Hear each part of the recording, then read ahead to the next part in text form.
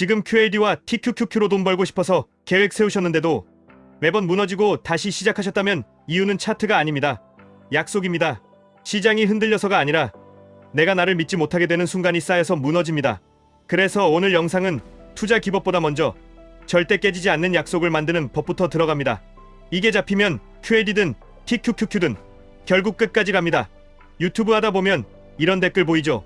죄송합니다. 부동산 공부 포기했습니다. 다이어트 포기했습니다. 이런 말들입니다. 근데 그 사과는 대상이 틀렸습니다.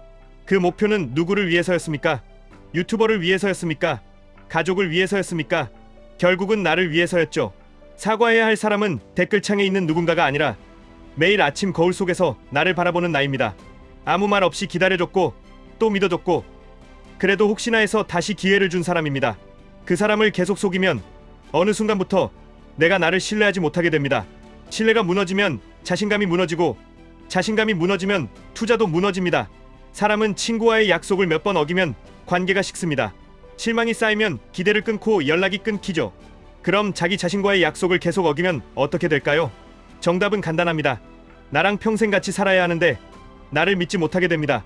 믿을 수 없는 사람을 누가 사랑하겠습니까? 결국 자기 혐오와 무기력이 조용히 들어옵니다. 여기서 중요한 건 의지가 약해서가 아니라 약속의 형태가 잘못됐다는 겁니다. 대부분의 사람들은 목표를 성과로 잡습니다. 이번 달에 수익 내기, 올해 얼마 만들기, 체중 몇 킬로 빼기. 그런데 성과는 내 통제 밖에 있습니다. 투자로 치면 더 명확하죠. QAD를 샀는데 나스닥이 하락하면 내가 성실하지 않았던 게 아닌데도 목표는 실패가 됩니다. 그러면 뇌는 그걸 약속을 어긴 걸로 인식합니다. 그게 반복되면 나는 약속을 지키는 사람이 아니라 약속을 깨는 사람이라는 정체성이 생깁니다. 이 정체성이 생기면 투자할 때마다 불안이 올라옵니다. 불안이 올라오면 손이 먼저 나가고 손이 먼저 나가면 계좌는 반드시 망가집니다. 그래서 오늘은 목표를 버리라는 게 아닙니다.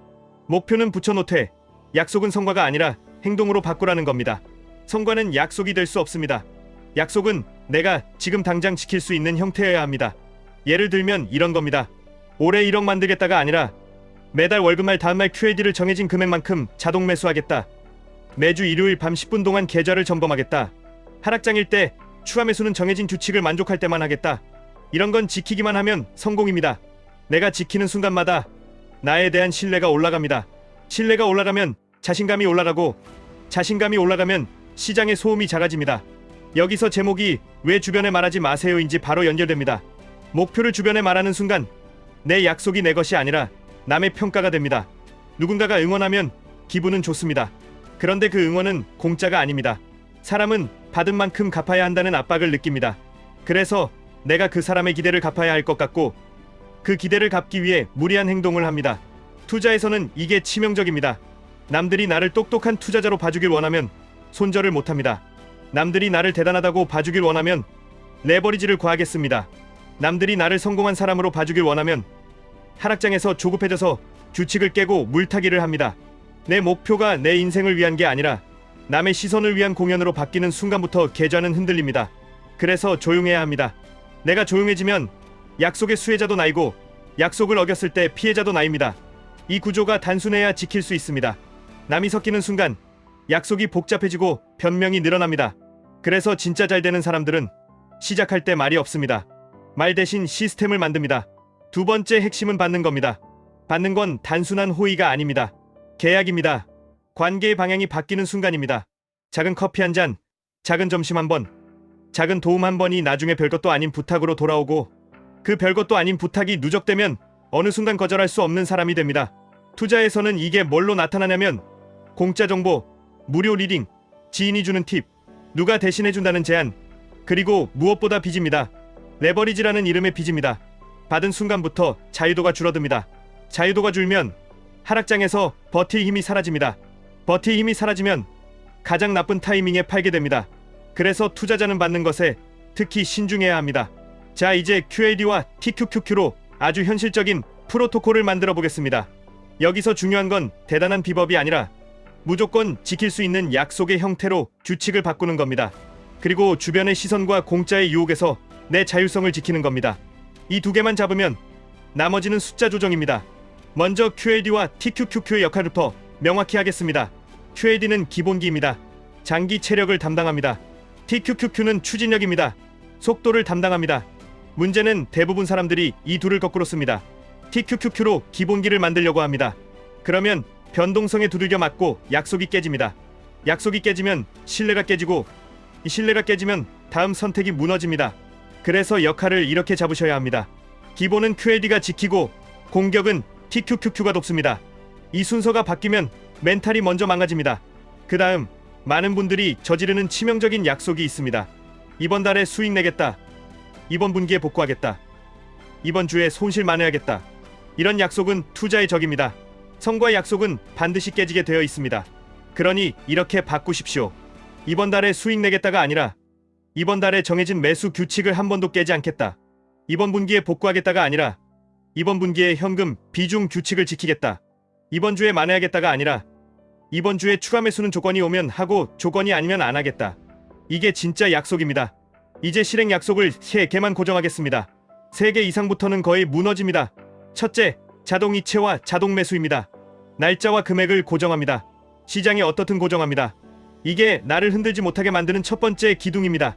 둘째, 추가 매수는 조건부입니다. 기분이 아니라 조건입니다. 조건이 오면 하고 조건이 없으면 아무것도 안 합니다. 셋째, 점검은 짧고 고정입니다. 매일 길게 보면 감정이 올라옵니다. 감정이 올라오면 손이 나갑니다. 그래서 매일은 3분, 주간은 10분, 월간은 30분. 이렇게 고정하십시오. 지키기 쉬워야 신뢰가 쌓입니다. 많은 분들이 추가 매수 조건을 복잡하게 만들고 싶어 합니다. 하지만 복잡하면 약속이 깨집니다. 단순하게 가십시오. 예를 들면 이런 방식입니다. 평소에는 QLD 중심으로 정기 매수, 조정 구간에서는 TQQQ를, 분할 매수, 급락 구간에서는 현금으로 한 번 더 여유를 둔다. 이때 핵심은 분할입니다. 한 번에 몰빵하면 약속을 지킬 수 없습니다. 손이 떨리기 때문입니다. 분할은 의지를 보호하는 장치입니다. 그리고 반드시 지켜야 할 것이 하나 더 있습니다. 현금은 겁쟁이의 돈이 아니라 약속을 지키는 사람의 돈입니다. 현금이 없으면 하락장에서 선택지가 사라집니다. 선택지가 사라지면 남의 말에 흔들립니다. 남의 말에 흔들리면 규칙이 무너집니다. 그래서 아주 적은 양이라도 현금 완충을 남겨야 합니다. 이건 수익률이 아니라 생존율을 올립니다. 그럼 매도는 어떻게 합니까? 여기서도 성과 약속을 하면 안 됩니다. 얼마 오르면 팔겠다 같은 건 그럴듯하지만 막상 오르면 더 오를 것 같아서 못 팝니다. 그래서 매도도 행동 약속으로 바꾸셔야 합니다. 예를 들면 이런 겁니다. TQQQ가 크게 올라서 내 포트 비중이 원래 계획보다 커지면 기계적으로 일부를 줄여서 QLD로 옮긴다. 이건 예측이 아니라 리밸런싱입니다. 예측은 자존심 게임이고 리밸런싱은 규칙 게임입니다. 투자에서 이기는 쪽은 자존심이 아니라 규칙입니다. 이제 이 영상의 제목과 연결되는 결정적인 한 줄을 드리겠습니다. 주변에 말하지 마세요. 그리고 공짜로 받지 마세요. 투자에서 말은 포지션을 굳힙니다. 내가 QLD 산다고 말하면 하락할 때 팔기 어려워집니다. 내가 TQQQ로 승부 본다고 말하면 흔들릴 때 물러서기 어려워집니다. 말이 많을수록 퇴로가 사라집니다.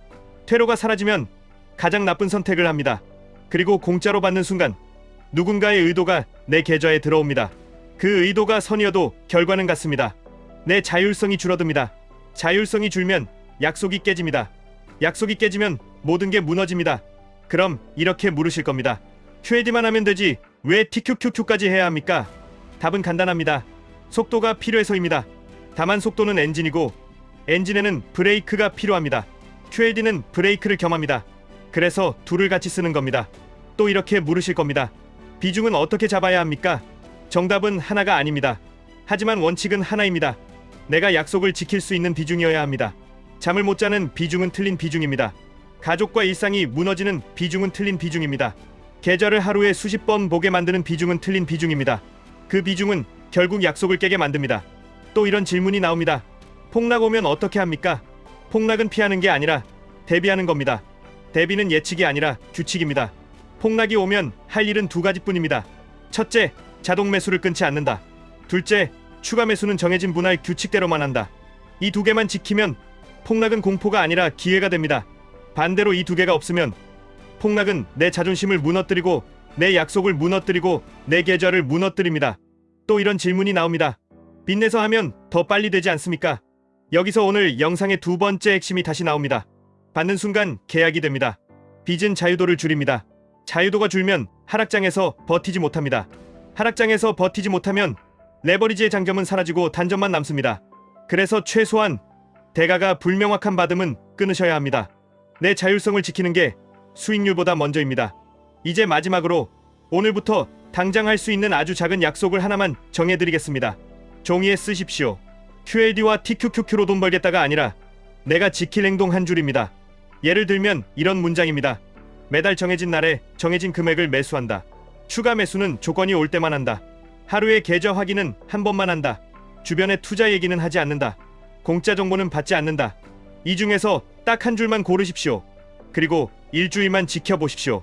그 일주일이 끝나면 내가 나를 믿는 감각이 돌아옵니다. 그 감각이 돌아오면 그 다음부터는 시장을 이기기 전에 나를 이기게 됩니다. 그리고 투자에서 가장 어려운 건 시장이 아니라 나라는 걸 그때 확실히 알게 됩니다. 오늘 영상의 결론은 단순합니다. 목표를 자랑하지 마십시오. 약속을 조용히 지키십시오. 성과를 약속하지 마십시오. 행동을 약속하십시오. 공짜로 받지 마십시오. 자율성을 지키십시오. 그러면 QLD는 당신의 기본기가 되고 TQQQ는 당신의 추진력이 됩니다. 그리고 그 둘을 묶어주는 건 결국 신뢰입니다. 내가 나를 믿는 힘입니다. 지금까지 1분 투자 하이젠버그였습니다.